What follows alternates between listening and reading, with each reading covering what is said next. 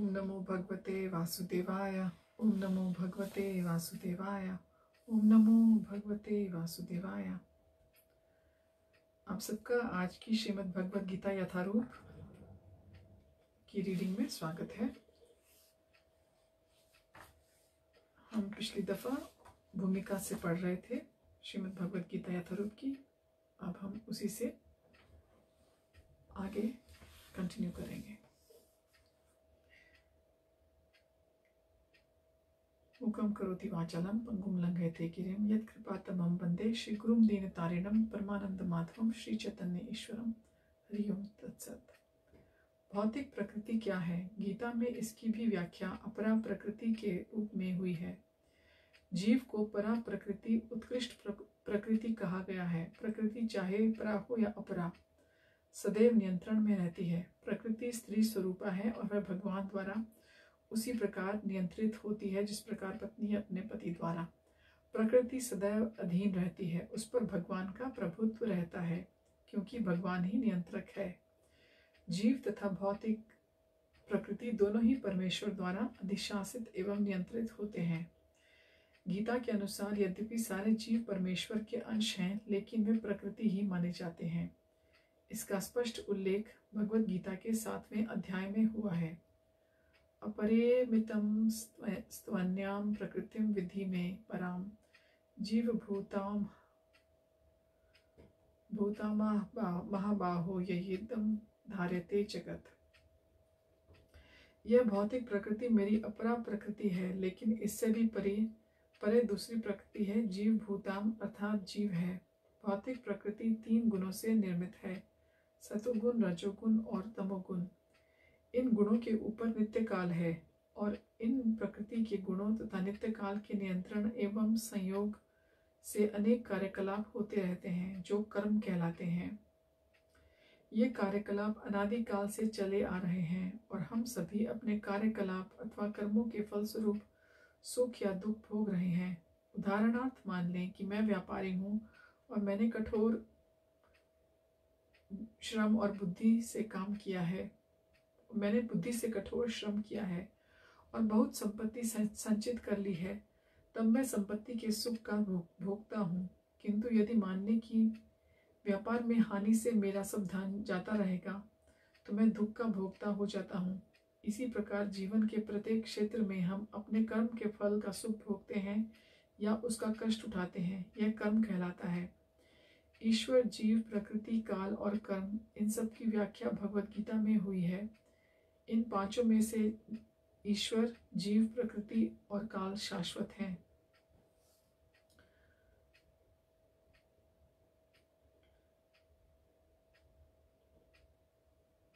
प्रकृति की अभिव्यक्ति अस्थायी हो सकती है, परंतु यह मिथ्या नहीं है। कोई दार्शनिक कहते हैं कि प्रकृति की अभिव्यक्ति मिथ्या है, लेकिन भगवद गीता या वैष्णवों के दर्शन के अनुसार ऐसा नहीं है। जगत की अभिव्यक्ति को मिथ्या नहीं माना जाता, इसे वास्तविक किंतु अस्थायी माना जाता है। यह उस बादल के सदृश है जो आकाश में घूमता रहता है, या वर्षा ऋतु के आगमन की समान है जो अन्न का पोषण करती है। जो ही वर्षा ऋतु समाप्त होती है और बादल चले जाते हैं, त्यों ही वर्षा द्वारा पोषित सारी फसल सूख जाती है। इसी प्रकार यह भौतिक अभिव्यक्ति एक निश्चित अंतराल में होती है, कुछ काल तक ठहरती है और फिर लुप्त हो जाती है। प्रकृति इस रूप में कार्यशील है, लेकिन यह चक्र निरंतर चलता रहता है। इसलिए प्रकृति शाश्वत है, मिथ्या नहीं है। भगवान इसे मेरी प्रकृति कहते हैं। यह भौतिक प्रकृति अपरा प्रकृति परमेश्वर की भिन्न शक्ति है। इसी प्रकार जीव भी परमेश्वर की शक्ति है, लेकिन वे विलग नहीं, अपितु भगवान से नित्य संबद्ध है।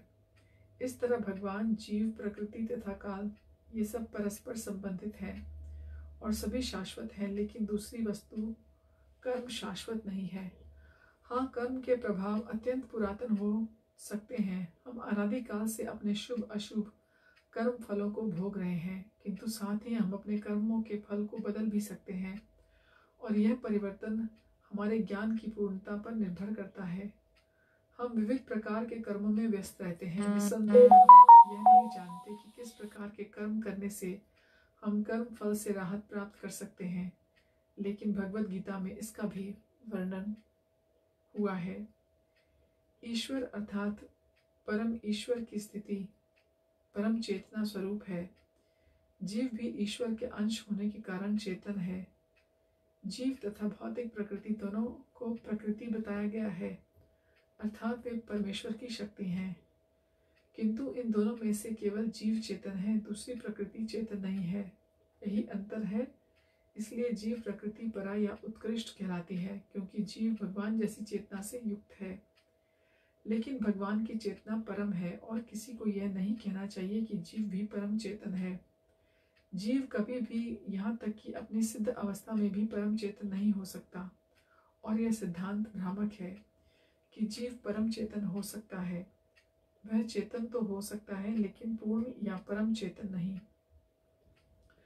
जीव तथा ईश्वर का अंतर भगवत गीता के 13वें अध्याय में बताया जाएगा।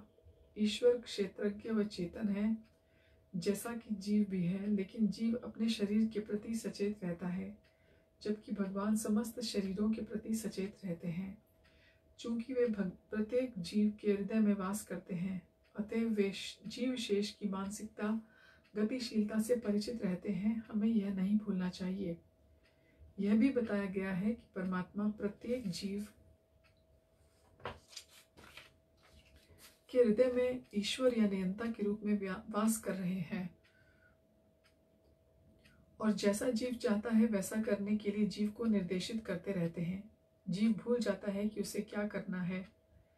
पहले तो वह किसी एक विधि से कर्म करने का संकल्प करता है, लेकिन फिर वह अपने कर्म की क्रियाओं और प्रतिक्रियाओं में उलझ जाता है। एक प्रकार का शरीर त्यागने के बाद वह दूसरा शरीर ग्रहण करता है।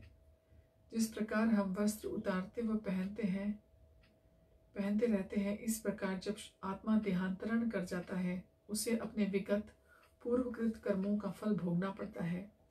ये क्रियाकलाप तभी बदल सकते हैं जब जीव सतोगुण में स्थित हो और यह समझे कि उसे कौन से कर्म करने चाहिए। यदि वह ऐसा करता है तो उसके विगत पूर्वकृत कर्मों के सारे फल बदल जाते हैं। फलस्वरूप कर्म शाश्वत नहीं है। इसलिए हमने यह कहा है कि पांचों ईश्वर, जीव, प्रकृति, काल और कर्म में से 4 शाश्वत हैं और कर्म शाश्वत नहीं है।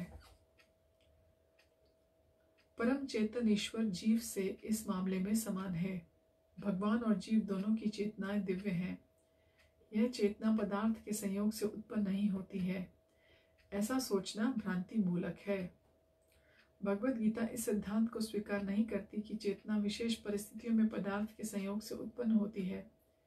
यह चेतना भौतिक परिस्थितियों के आवरण के कारण विकृत रूप से प्रतिबिंबित हो सकती है। जिस प्रकार रंगीन कांच से परावर्तित प्रकाश उसी रंग का प्रतीत होता है, परंतु भगवान की चेतना भौतिकता से प्रभावित नहीं होती है। भगवान कहते हैं, मय्याध्यक्षेण प्रकृति। जब वे इस भौतिक जगत में अवतरित होते हैं तो उनकी चेतना पर भौतिक प्रभाव नहीं पड़ता। यदि वे इस तरह प्रभावित होते तो दिव्य विषयों के संबंध में उस तरह बोलने के अधिकारी न होते, जैसा कि भागवत गीता में बोलते हैं। भौतिक कलमशग्रस्त चेतना से मुक्त हुए बिना कोई दिव्य जगत के विषय में कुछ नहीं कह सकता। अतः भगवान भौतिक दृष्टि से कलुषित अर्थात दूषित नहीं है, परंतु हमारी चेतना भी भौतिक कलमश से दूषित है। भगवत गीता शिक्षा देती है कि हमें इस कलुषित चेतना को शुद्ध करना है।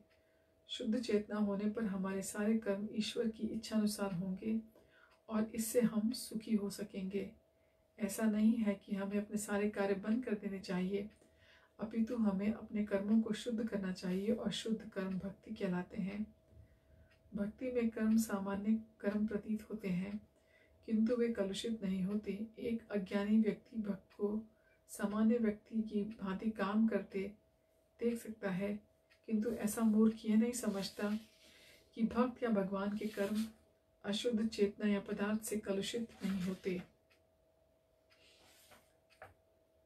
वे त्रिगुणातीत होते हैं। जो भी हो, हमें यह ज्ञान जान लेना चाहिए कि हमारी चेतना अभी कलुषित है।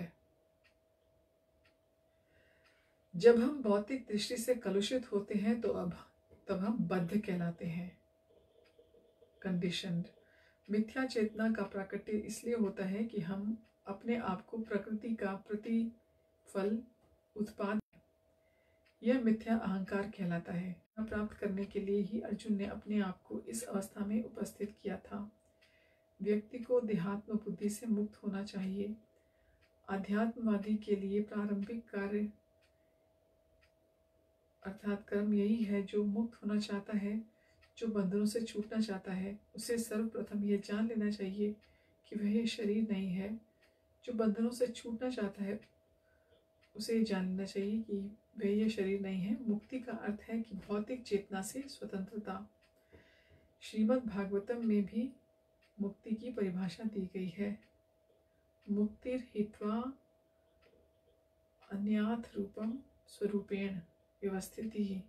मुक्ति का अर्थ है इस भौतिक जगत की कलुषित चेतना से छूटना और शुद्ध चेतना में स्थित होना। भगवत गीता के सारे उपदेशों का मंतव्य इस शुद्ध चेतना को जागृत करना है। इसलिए हम गीता के अंत में कृष्ण को अर्जुन से यह प्रश्न करते पाते हैं कि वह शुद्ध चेतना को प्राप्त हुआ या नहीं। शुद्ध चेतना का अर्थ है भगवान के आदेशानुसार कर्म करना। शुद्ध चेतना का यही सार है। भगवान का अंश होने के कारण हमें चेतना पहले से ही रहती है, लेकिन हम में निकृष्ट गुणों का द्वारा प्रभावित होने की प्रवृत्ति पाई जाती है, किंतु भगवान परमेश्वर होने के कारण कभी प्रभावित नहीं होते। परमेश्वर या क्षुद्र जीवों में यही अंतर है। यह चेतना क्या है? यह चेतना है मैं हूँ।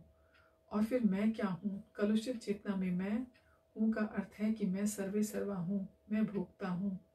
यह संसार चलायमान है, किंतु प्रत्येक जीव यही सोचता है कि वही इस भौतिक जगत का स्वामी और सृष्टा है। भौतिक चेतना के दो मनोमय भाग हैं। एक के अनुसार मैं सृष्टा हूँ और दूसरे के अनुसार मैं भोगता हूँ, लेकिन वास्तव में परमेश्वर सृष्टा और भोक्ता दोनों हैं। और परमेश्वर का अंग होने के कारण जीव ना तो सृष्टा है और न ही भोक्ता, वह मात्र सहयोगी है। वह सृजित और भुक्त है। उदाहरण ही एक मशीन का कोई एक पुर्जा संपूर्ण मशीन के साथ सहयोग करता है, उसी प्रकार शरीर का कोई एक अंग पूरे शरीर के साथ सहयोग करता है। हाथ, पांव, आँखें आदि शरीर के अंग हैं, लेकिन ये वास्तविक भोक्ता नहीं है। भोक्ता तो उदर यानी कि पेट है। पांव चलते हैं, हाथ भोजन देते हैं, दांत चबाते हैं और शरीर के सारे अंग उदर को तुष्ट करने में लगे रहते हैं, क्योंकि उदर ही प्रधान कारक है जो शरीर रूपी संगठन का पोषण करता है। अतएव सारी वस्तुएं उदर को ही दी जाती हैं। जिस प्रकार जड़ को सींचकर वृक्ष का पोषण किया जाता है, उसी तरह उदर का भरण करके शरीर का पोषण किया जाता है। क्योंकि यदि शरीर को स्वस्थ रखना है तो शरीर के सारे अंगों को उदर पूर्ति में सहयोग देना होगा। इसी प्रकार परमेश्वर ही भोक्ता और सृष्टा है और हम उनके अधीनस्थ जीवात्माएं उन्हें प्रसन्न रखने के निमित्त सहयोग करने के लिए हैं। इस सहयोग से हमें लाभ पहुंचता है, ठीक वैसे ही जैसे उदर द्वारा भोजन को प्राप्त करके सारे अंगों को लाभ पहुंचता है। यदि हाथ की उंगलियां यह सोचें कि वे उदर को भोजन न देकर स्वयं भोजन कर लें तो उन्हें निराश होना पड़ेगा। सृजन और भोग के केंद्र बिंदु परमेश्वर हैं और सारे जीव उनके सहयोगी हैं। सहयोग के द्वारा वे भोग करते हैं। यह संबंध स्वामी और दास जैसा है। यदि स्वामी पूर्णतया तुष्ट रहता है तो दास भी तुष्ट रहता है। इसी प्रकार परमेश्वर को भी तुष्ट रखना चाहिए। यद्यपि जीवों में सृष्टा बनने का, भौतिक जगत का भोग करने की प्रवृत्ति होती है, क्योंकि इस दृश्य जगत के सृष्टा परमेश्वर में ये प्रवृत्तियां हैं। अतएव भगवद गीता में हम ये पाएंगे कि परम पूर्ण में परम नियंता नियंत्रित जीव, दृश्य जगत, शाश्वत काल और कर्म सन्निहित हैं। और इन सब की व्याख्या के मूल में पाठ में की गई है। इन सब की व्याख्या इसके मूल पाठ में की गई है। यह सब मिलकर परम पूर्ण का निर्माण करते हैं और यही परम पूर्ण परम सत्य कहलाता है। यही परम पूर्ण और परम सत्य पूर्ण पुरुषोत्तम भगवान श्री कृष्ण हैं। सारी अभिव्यक्तियां उनकी विभिन्न शक्तियों के फलस्वरूप हैं। वे ही परम पूर्ण हैं। भगवद गीता में यह भी बताया गया है कि निर्विशेष ब्रह्म भी पूर्ण परम पुरुष के अधीन है। ब्रह्मांडो ही प्रतिष्ठा हम। ब्रह्म सूत्र में ब्रह्म की विशद व्याख्या सूर्य की किरणों के रूप में की गई है। निर्विशेष ब्रह्म भगवान का प्रभामय किरण समूह है। निर्विशेष ब्रह्म पूर्ण ब्रह्म की अपूर्ण अनुभूति है और इसी तरह परमात्मा की धारणा भी है। 15वें अध्याय में हम ये देखेंगे कि भगवान पुरुषोत्तम इन दोनों निर्विशेष ब्रह्म और परमात्मा की आंशिक अनुभूति से बढ़कर है। भगवान को सच्चिदानंद विग्रह कहा जाता है। ब्रह्म संहिता का शुभारंभ इस प्रकार से होता है। ईश्वरः परम कृष्ण सच्चिदानंद विग्रह अनादिरादिर गोविंदः सर्व कारण कारणम। गोविंद या कृष्ण सभी कारणों के कारण हैं। वे ही आदि कारण हैं और सच्चित तथा आनंद के स्वरूप हैं। निर्विशेष ब्रह्म उनके सत शाश्वत स्वरूप की अनुभूति है। परमात्मा सच्चित शाश्वत ज्ञान की अनुभूति है, परंतु भगवान कृष्ण समस्त दिव्य स्वरूपों की अनुभूति है। सच्चित आनंद की अनुभूति पूर्ण विग्रह में है। अल्पज्ञानी लोग परम सत्य को निर्विशेष मानते हैं, लेकिन वे हैं दिव्य पुरुष और इसकी पुष्टि समस्त वैदिक ग्रंथों में हुई है। नित्यो नित्यानाम चेतनानाम कठोपनिषद 2.2.13। इस प्रकार हम सभी जीव हैं और हम सबकी अपनी अपनी व्यष्टि सत्ता है। उसी प्रकार धर्म सत्य भी अंततः एक व्यक्ति है और भगवान की अनुभूति उनके पूर्ण स्वरूप में समस्त दिव्य लक्षणों की ही अनुभूति है। यह पूर्णता रूप विहीन निराकार नहीं है। यदि यह निराकार है या किसी अन्य वस्तु से घटकर है तो वह सर्वथा पूर्ण नहीं हो सकता। जो सर्वथा पूर्ण है उसे हमारे अनुभव गम्य तथा अनुभवातीत हर वस्तुओं से युक्त होना चाहिए, अन्यथा वह पूर्ण नहीं हो सकता। पूर्ण भगवान में अपार शक्तियां हैं। परास्य शक्ति विविधैव श्रूयते। कृष्ण किस प्रकार अपनी विभिन्न शक्तियों द्वारा कार्यशील हैं, इसकी भी व्याख्या भगवद गीता में हुई है। यह दृश्य जगत या भौतिक जगत जिसमें हम रह रहे हैं, यह भी स्वयं में पूर्ण है, क्योंकि जिन 24 तत्वों से यह नश्वर ब्रह्मांड निर्मित है, वे सांख्य दर्शन के अनुसार इस ब्रह्मांड के पालन और धारण के लिए अपेक्षित संसाधनों से पूर्णतया समन्वित है। इसमें ना तो विजातीय तत्व है, न ही किसी की आवश्यकता है। इस सृष्टि का अपना निजी नियत काल है, जिसका निर्धारण परमेश्वर की शक्ति द्वारा हुआ है, और जब यह काल पूर्ण हो जाता है तो उस पूर्ण की पूर्ण व्यवस्था से इस क्षण भंगुर सृष्टि का विनाश हो जाता है। क्षुद्र जीवों के लिए यह सुविधा प्राप्त है कि पूर्ण की अनुभूति करें। उसी प्रकार की अपूर्णताओं का अनुभव पूर्ण विषयक ज्ञान की अपूर्णता के कारण है। इस प्रकार भगवद गीता में वैदिक विद्या का पूर्ण ज्ञान पाया जाता है। हम भूमिका को यहाँ से फिर आगे लेके जाएंगे, इसको फिर आगे कंटिन्यू करेंगे। आप सबका हमारे साथ जुड़ने के लिए धन्यवाद। हरि ओम तत्सत। हरे कृष्ण।